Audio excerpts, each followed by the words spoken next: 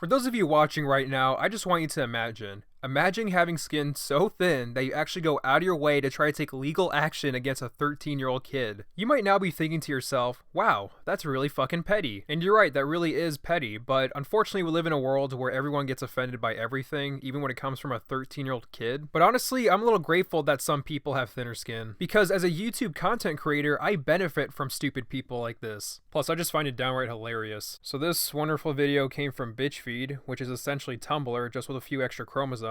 Buzzy! Now, I could spend hours just talking about how BuzzFeed is just absolute gonorrhea, but this video really isn't about BuzzFeed, it's more directed towards Amy and her very sad story about being bullied by a 13-year-old kid. Also, I am collabing with someone during this video because reviewing videos like this by myself is really fucking painful. Hi Diesel, thanks for having me. What type of relationship do you have with your students? I really care that we accomplish whatever we're set out to do, but I'm also the first teacher to volunteer to get a pie to the face or an egg cracked on my head, like whatever it is to reward students. My name is Amy Estes. I'm an 8th grade English teacher. I've been teaching for about 12 years now. How the system failed to protect me. Protect you from what? 8th graders? Ooh, the horror! Yeah, you can't really be mad at the school system for not backing you up over such a stupid fucking reasoning. That reasoning, of course, is being online bullied by some kid because he called me gay. And you'll see why this entire situation is 100% her fault in just a second. My story begins at the start of the 2017-2018 school year. I had several students approach me privately out of concern to let me know that a former student of mine who was following me on Instagram because they wanted to keep in touch with me. And that's where this whole thing starts, because you added a 13-year-old on Instagram. I don't know how old this woman is, I'm not even going to touch upon that, but the fact that she was his teacher already tells me this is incredibly inappropriate. And she tries to brush this through like this is a normal thing. Like, that is not fucking normal. You're adding kids on Instagram. Who were your students? Had taken a photo of me and my partner and posted it to her Instagram and let my current students know that I was gay. You're a teacher, you're supposed to be in a position of authority, so why exactly are you giving out your Instagram? I think you should keep your private life private. And of course she poses this like it's no fault of her own whatsoever. Prior to that, I had never discussed my sexuality in the classroom intentionally because I know that I teach in a very conservative climate and it wasn't something that I felt I needed to share right off the bat with students. Okay, so now we get to the real point of this whole video. She lives in a conservative area, so she's doing this to own the conservatives. Own those bigots in that conservative area and say how against LGBT community they are. And say that she's a victim of hate speech from 13-year-olds. 13. Trolling, angsty 13-year-olds that are always trying to get a rise out of everyone. I wonder what these 13-year-olds actually said. I want to see their receipts. Students continued to approach me to let me know that this was really a hot topic on the internet, it was a hot topic on campus, and people were continuing to discuss it. I went to my administration multiple times and let them know that I was concerned about this and I felt like things were getting out of hand. And the initial response was that this was drama, was the word that was used, and that it would die down. And to be fair, I hoped so too. Unfortunately, that's not what occurred. I love the like sinister piano music they're playing to add into the dramatic effect of being trolled by 13-year-olds. So she went to her administration to fix this instead of actually fixing it herself. She's in a position of authority. She definitely can do that. And yeah, it's personal drama that can definitely have been avoided if she just didn't give 13-year-olds her Instagram or just put it on private. During that school year, I was also pursuing my Master of Arts degree. I had to maintain an online YouTube channel where I responded and reflected on things that I'd read or activities I'd completed. One night, I noticed that a flood of students started to follow me on that account. Why didn't you just set the videos on private so the people who need to watch it are the only ones who actually see it?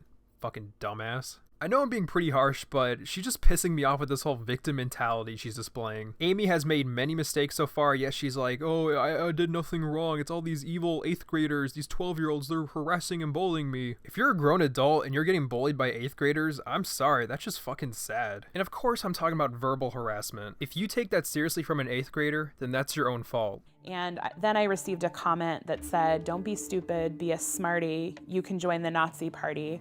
Now accepting dykes. What normal functioning adult actually takes a comment like this seriously? I know Cool Cat taught you to respond to hate comments like a ginormous pussy. What? But that doesn't necessarily mean you should. You're an educator. What are you teaching your kids by responding to an obvious troll comment? I immediately took a screenshot and sent it to my administration and asked them to sit down with me. Okay, so these are the types of things that the 13-year-olds were saying. That was just so offensive to her. This is classic trolling. They're trying to get a rise out of their teacher, and you're falling for it. You're falling into their trap. This is what they wanted. They wanted to get a response from you. They wanted to rile you up. And look at you now. You're going to the administration. You're making this a bigger deal than it really needs to be. My administration a full month to meet with me, and upon meeting together, the decision was made that I should create a lesson about tolerance to present it to my class. I did that immediately, sent it off to them, and unfortunately they decided that they didn't like the direction of the lesson. Oh, no shit.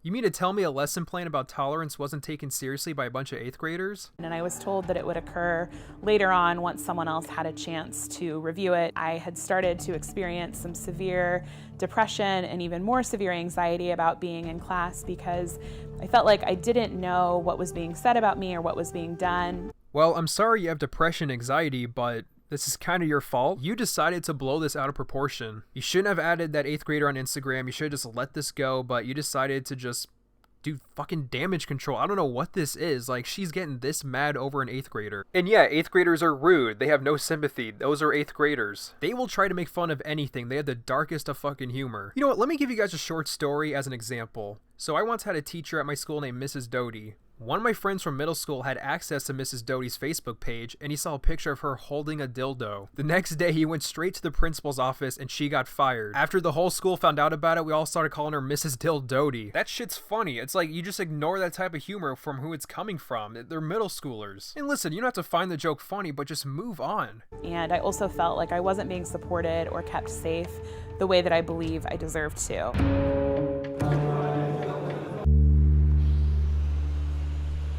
Love that dramatic shot that they put in, just her standing there. I am a victim. After winter break, I asked my students to create their own utopia. And during a presentation, one of my students made some disparaging comments about gay marriage, which elicited quite a response from my students. A lot of excitement and looking at me and definitely awaiting a reaction. Yes, they're 13-year-olds trying to get a response out of you, and you're giving it to them. After that, upon reviewing the students' written work, I noticed that some more derogatory comments were used about gay people in her work. And I brought that again to the attention of my administration, and my administrators felt like the best course of action there was simply a teachable moment. You mean they told you to take responsibility as a teacher and do your job? How dare they? I contacted my union at that point. From there, it escalated to me getting a regional rep involved from my union, who eventually hired me a lawyer. You're getting a lawyer for being trolled by 13-year-olds.